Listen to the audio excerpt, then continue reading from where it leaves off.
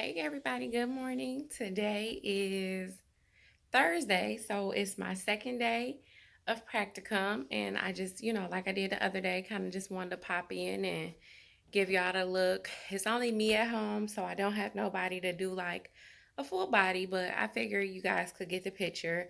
Um, so again, my little regular old everyday earrings, my little necklace, the Fitbit, my ring, um, and then this kind of reminds me of like a little nautical shirt. It's really a dress, and it is long enough to be a dress, but it's also like short enough to be a shirt too, if that makes sense. If I was trying to be like fast and some sandals, whatever, it could be a dress because I could pull it down long, or I could keep it kind of bunched up, and it would just look like a long shirt.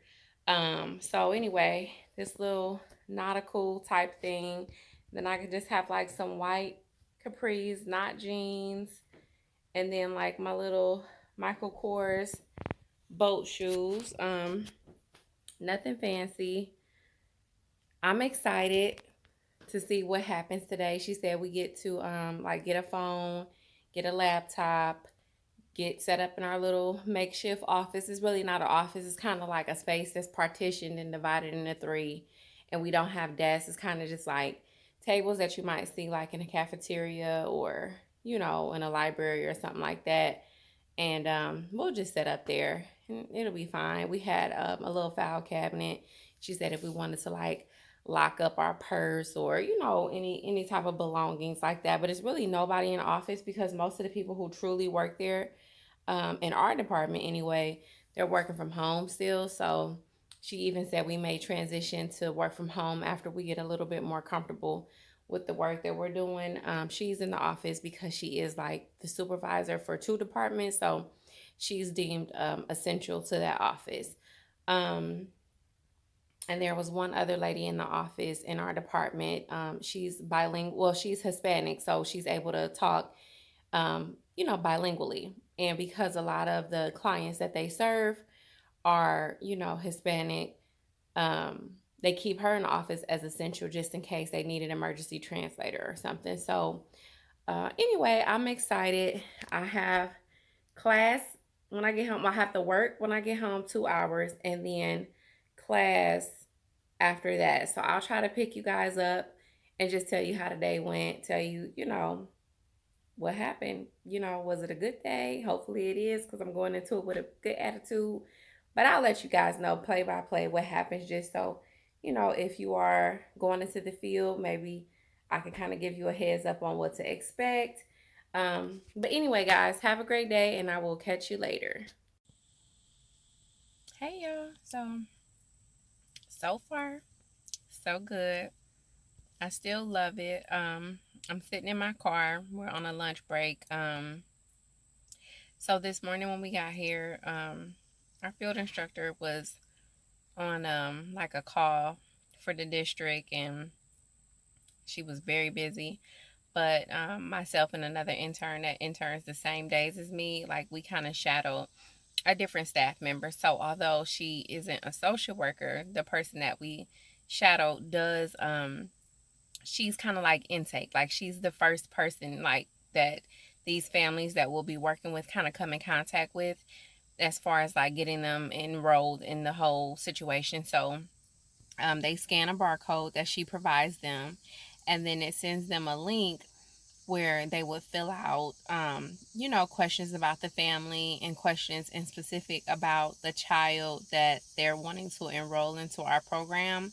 And so what that does is like they just kind of review whatever the parent filled out. I guess like my team, which would be, the social workers, you review the intake form and make sure that the child is competent for their age level. So, for instance, if you're trying to enroll a 5 year old, does your 5 year old go to the bathroom, on themselves or on their own? Do they know how to share?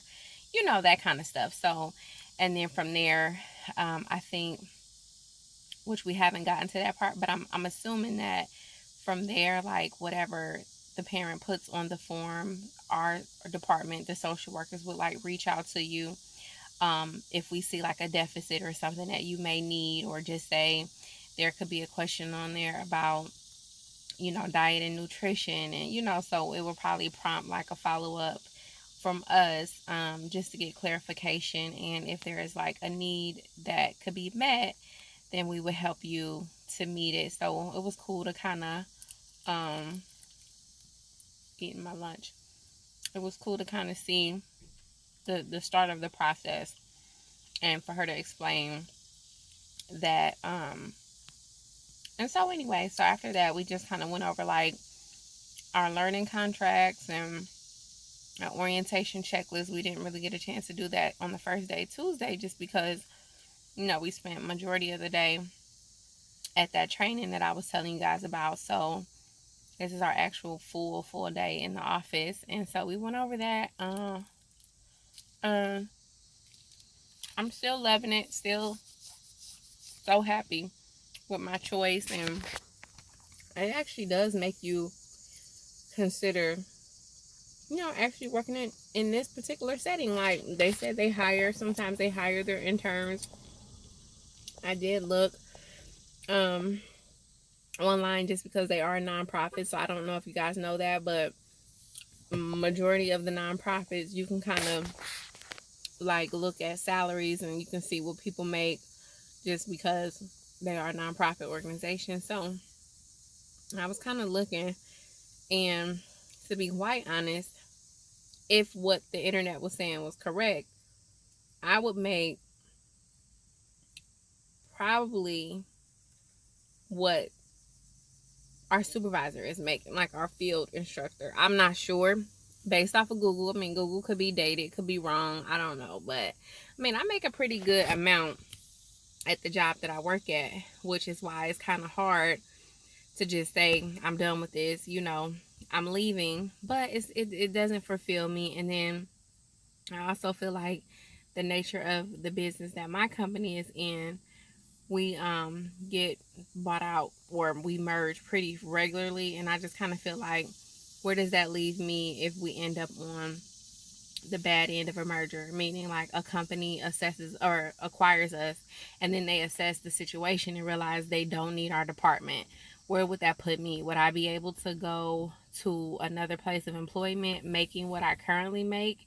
And I make a good amount, but I've also been at my current job for 15 years. So, a lot of that is like tenure, so I can't go from where I'm at to go somewhere and make $13, $14, $15, $16. Like, even though those are good salaries for people who need employment or are just starting out, for somebody, when you are accustomed to living, in a certain realm, and it's not even that I make a hell of a lot of money, but it's just like, for example, if a person is used to making $20 an hour and they have made that for 20 years on a job, all of a sudden that job decides they no longer need that department and that worker is let go.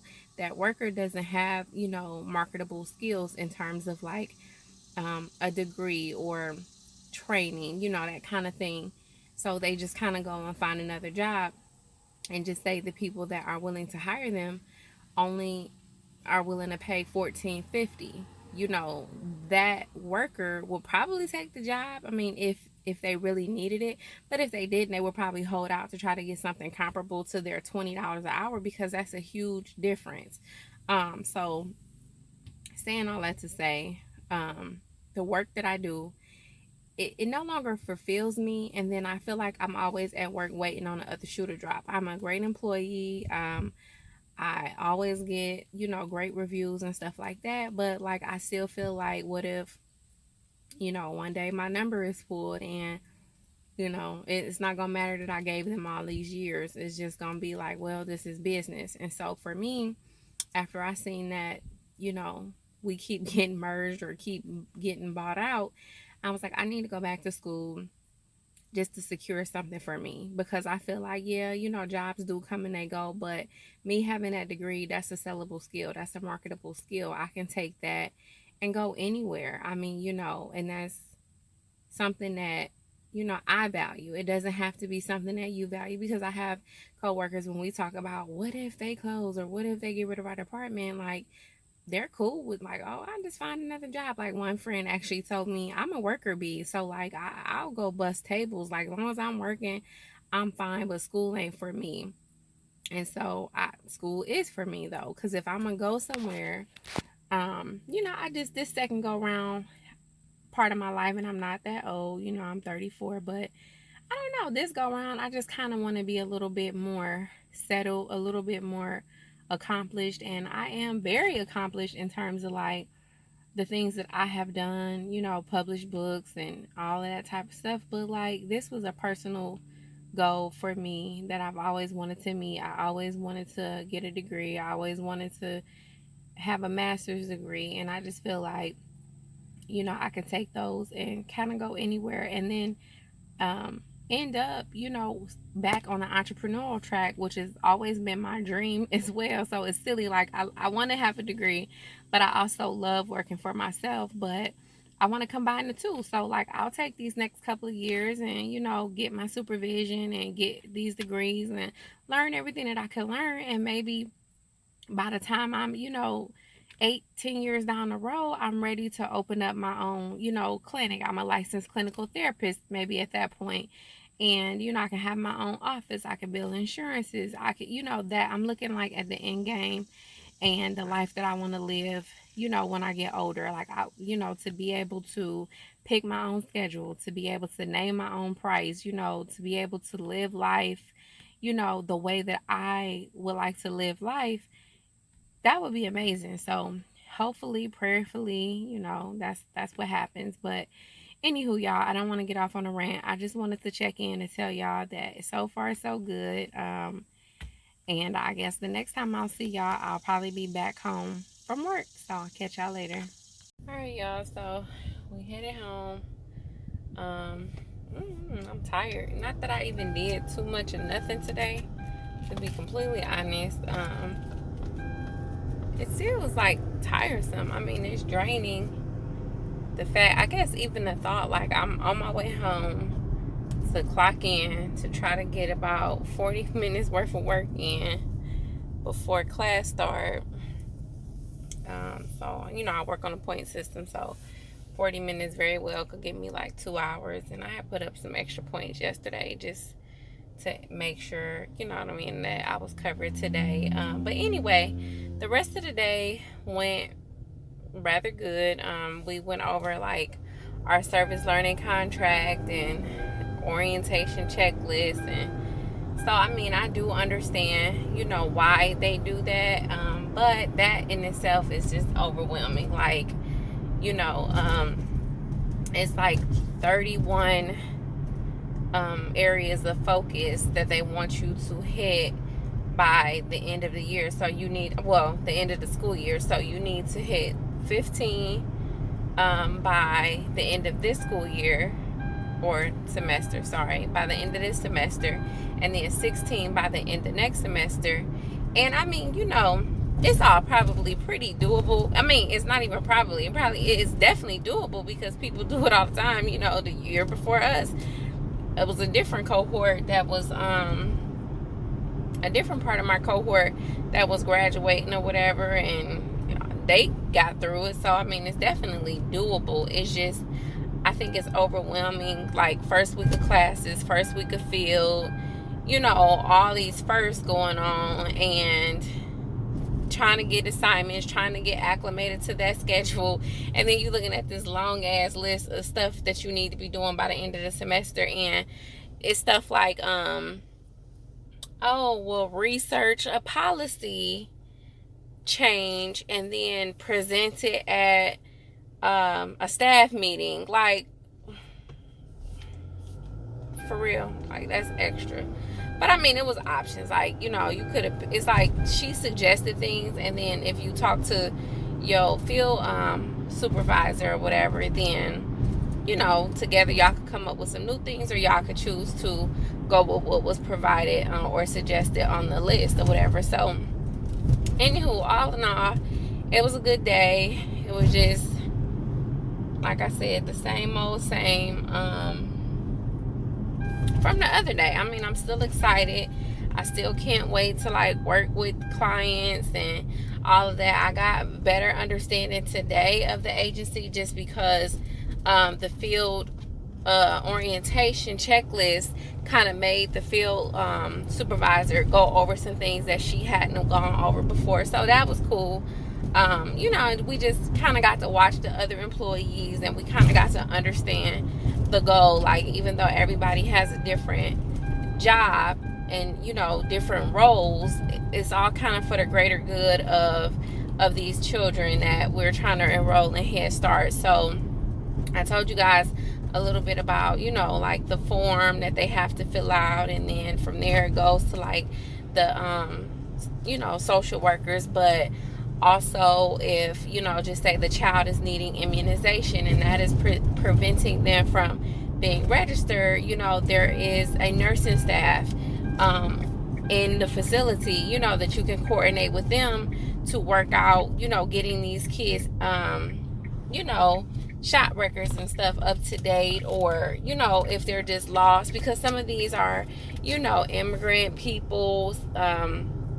So they may have had these vaccinations and things, but maybe they don't know where the document is, or whatever it is. So anyway, you can work with like the medical staff to get that done. If just say they want to prefer to have a doctor or a dentist in the neighborhood that they live in, you can facilitate that with other offices that are associated with ours. There were like data entry specialists there, and they were pretty much like, once the kid has been register in terms of like everything is complete and they are eligible for school, then these data reps go into the system and try to get them placed. And what I mean by that is like, it's only so many spots, especially due to like COVID, but it's only so many spots that like available. So you might have 16 kids in one school for a full-time class, but then they might do 32 for part-time. So they could do like 16 in the AM, 16 in the PM, or if you're there for the full day, then it's only just 16 kids. So they kind of got to try to look at your address, look at where you are, and then get you in a class. So now once you're in the class, we have to talk about transportation. So like, a lot of parents were like calling in because their kid has been on the waiting list for,